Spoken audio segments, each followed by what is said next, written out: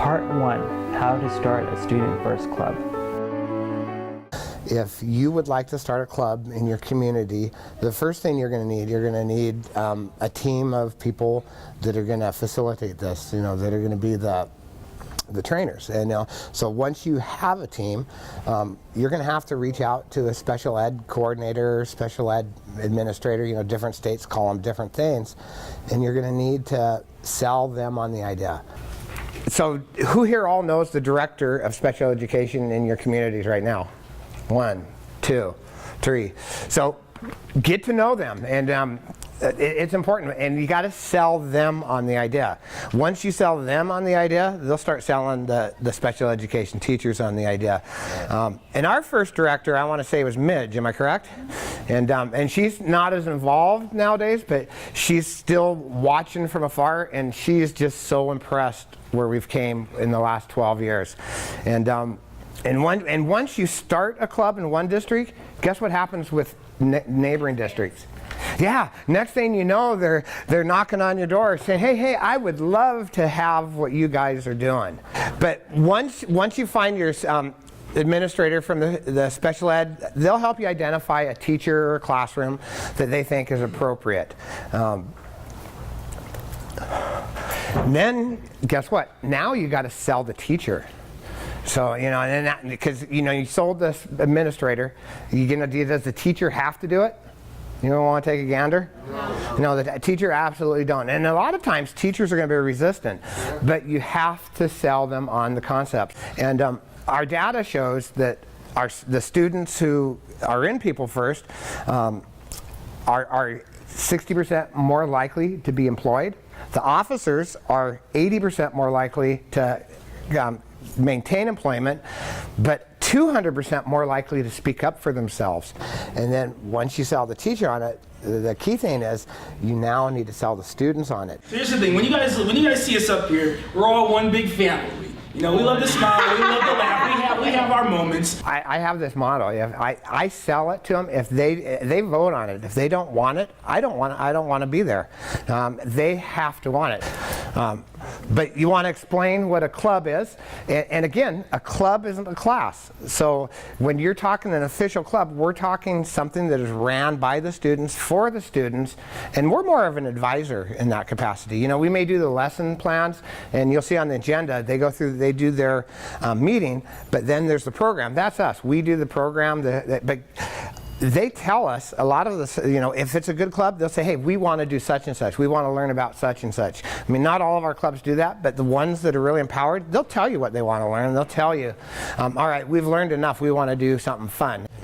So you're going to have the students vote on if they wish to have a club or not, and if you do it right, so far I'm batting 1,000. Knock on. I need some wood. I gotta find someone. Knock on some wood,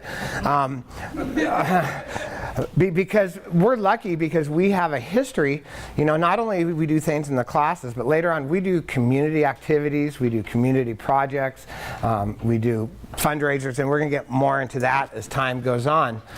But the students have to buy into the club. If they do not buy into the club, it's not going to ever work. So, in a Student First program, there's a coordinator. How many of you are going to be coordinators? Do you know that yet? One coordinator?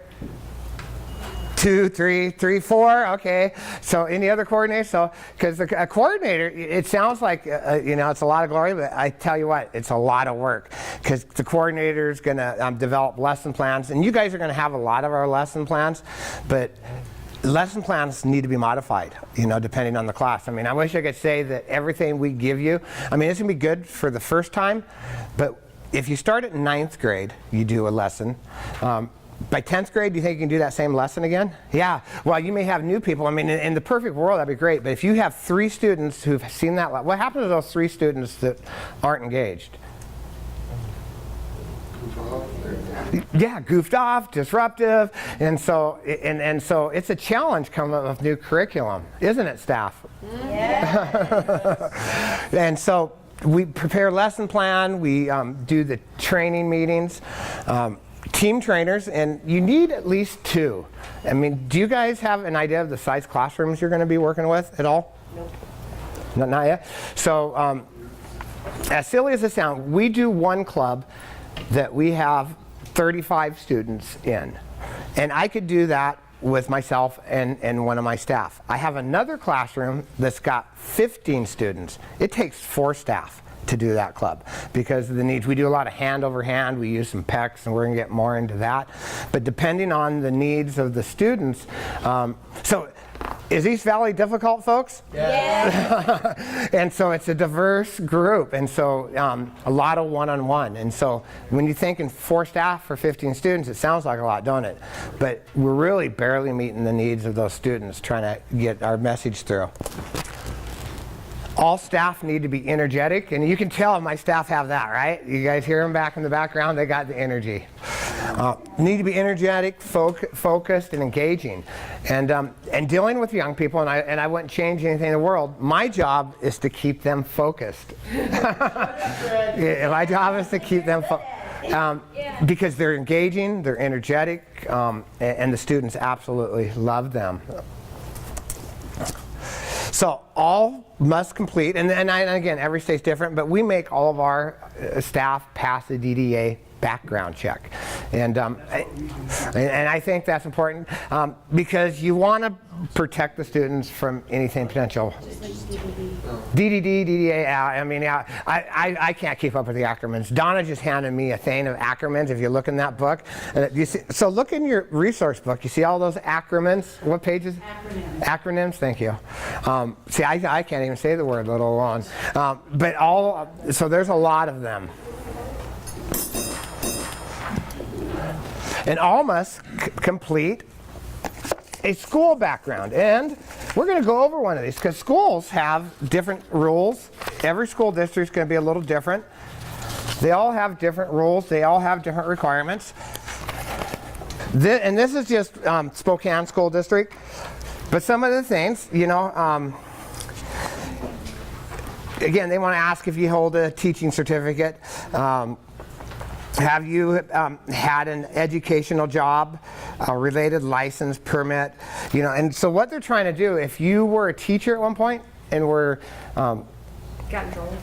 got in trouble. I can't think of a good word for that. Go ahead, hang on to those. We're good. Have you ever been placed on administrative leave? So any one of these would disqualify you from being a volunteer in the school. Have you ever been disciplined, discharged, non-renewed? Have you resigned or otherwise separated from employment in order to avoid discipline charge? And so you see their background check's a lot heftier than the DDA one. But anyway, this is what they're looking for. So they want to make sure that their students are safe. And as a coordinator, we need to make sure our trainers are safe and they're appropriate with the students. Coming up next, Code of Conduct. If you would like more information about Student First and starting a club, contact Donna Larry at pfow@clarkston.com. EPIC is a grant of national significance. It stands for Equal Partners Interstate Congress. And if you're interested in more information about leadership and self-advocacy, contact EPIC. You can contact Noah, Noah, at arcwa.org.